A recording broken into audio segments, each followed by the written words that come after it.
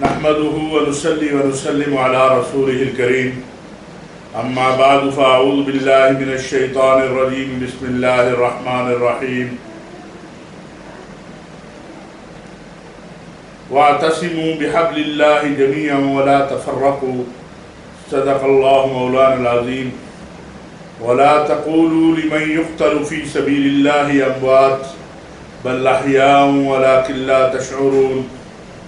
صدق اللہ مولانا العظیم۔ میرے محترم دوستو، معمر قذافی اور ان کے بیٹے کی شہادت کے معاملے پر بہت ساری آراء پائی جا رہی ہیں، اور وہ طبقہ جو خود تو برطانیہ کی ایک انٹیلیجنس ایجنسی کی بنیاد پر ایک جماعت قائم کیے ہوئے ہے، وہ مسلسل ہدف تنقید بنا رہا ہے۔ معمر قذافی نے اپنی زندگی میں بہت غلطیاں کی ہوں گی، اور صحابہ کرام رضوان اللہ علیہم اجمعین اور اہل بیت اطہار جو محفوظ عن الخطا تھے، اور انبیاء جو معصوم عن الخطا ہیں، ان کے علاوہ کائنات میں آنے والے ہر بشر سے، ہر انسان سے غلطیاں ہوتی ہے۔ دیکھا تو یہ جاتا ہے کہ جو اس دنیا سے رخصت ہوا وہ کس طرح رخصت ہو رہا ہے۔ معمر قذافی اپنی سرزمین کا کفر سے دفاع کرتے ہوئے، وہ کفر جو لیبیا کے وسائل پر قبضہ کرنا چاہتا تھا، جو لیبیا کے تیل پر قبضہ کرنا چاہتا تھا، جو لیبیا کے معمر قذافی کو اس بات کی سزا دینا چاہتا تھا کہ اس نے 42 سال استعمار سے لڑائی کیوں لڑی، اور پھر اگر کوئی مسلم فوج ہوتی یا مسلمانوں کے ساتھ مقابلے میں وہ مارا جاتا تو ہم بات کرتے۔ خود فرانس کہہ رہا ہے کہ اس کے طیاروں نے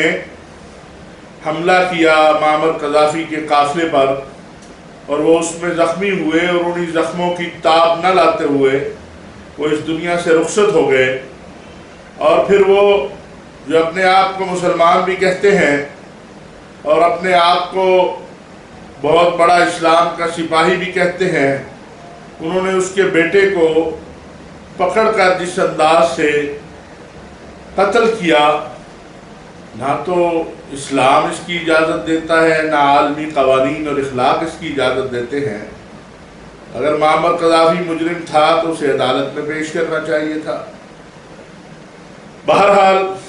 میں یہ سمجھتا ہوں کہ معمر قذافی تمام تر غلطیوں کے باوجود صدام حسین کی طرح اللہ تعالیٰ نے اس کو کفر سے لڑتے ہوئے موت دی ہے۔ معمر قذافی کی امامت میں پاکستان کا کوئی عالم نہیں ہے جس نے نماز نہ پڑھی ہو، اس لیے مجھے بڑی حیرت ہوتی ہے کہ جو فتوے لگا رہے ہیں وہ پہلے اپنے بڑوں کے اور اپنے اکابرین کے عمل کو دیکھیں۔ پاکستان میں سینکڑوں معمر قذافی کی حکومت کے دینی مبعوث تھے جن کا تعلق میرے مکتبہ فکر سے بھی تھا، اور وہ کوئی چھوٹے لوگ نہیں ہیں۔ حضرت مولانا مفتی محمود، مولانا غلام غوث ہزاروی، مولانا فضل الرحمان، مولانا سمیع الحق، ڈاکٹر عبدالرزاق سکندر، اور کن کن کے میں نام لوں کہ جو معمر قذافی کے مہمان رہے، اس کی امامت میں نمازیں پڑھتے رہے، اور ابھی ناجر میں حضرت مولانا محمد احمد دیانوی بھی تشریف لے گئے تھے سیرت کانفرنس میں۔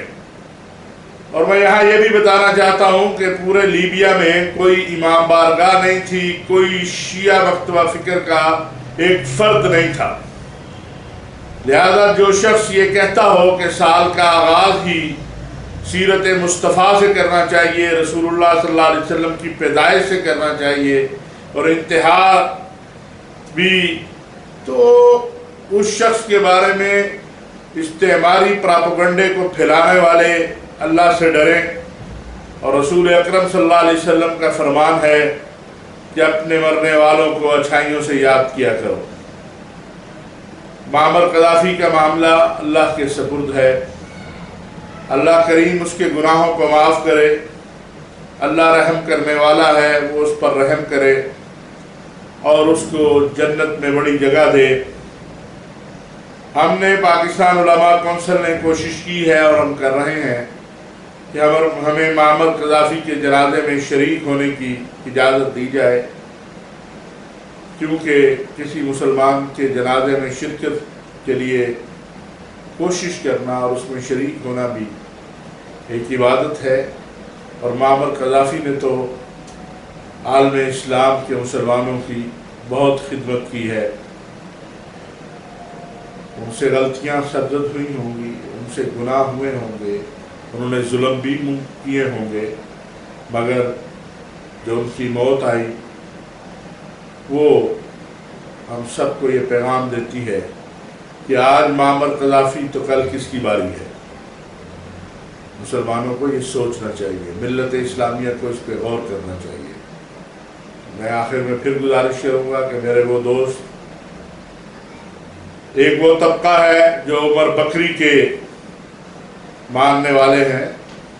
مجھے ان سے کچھ نہیں کہنا، کیونکہ وہ پہلے اپنی MI6 سے ملازمتیں ختم کریں، پھر مسلمانوں کے مسائل میں بات کریں۔ اور ایک وہ طبقہ ہے جو مفروضوں کی بنیاد پر، کتابوں کی بنیاد پر ہمیشہ ہر مخالف دوسرے مخالف کے بارے میں اچھی بات نہیں کہتا، لیکن اس سے بڑی شفافیت نہیں ہو سکتی جو لوگ اس دنیا سے رخصت ہو جائیں ان پر بھی تبرہ کا سلسلہ جاری رہے۔ یہ مسلمان کا شیوا نہیں ہے۔ وما علینا الا البلاغ۔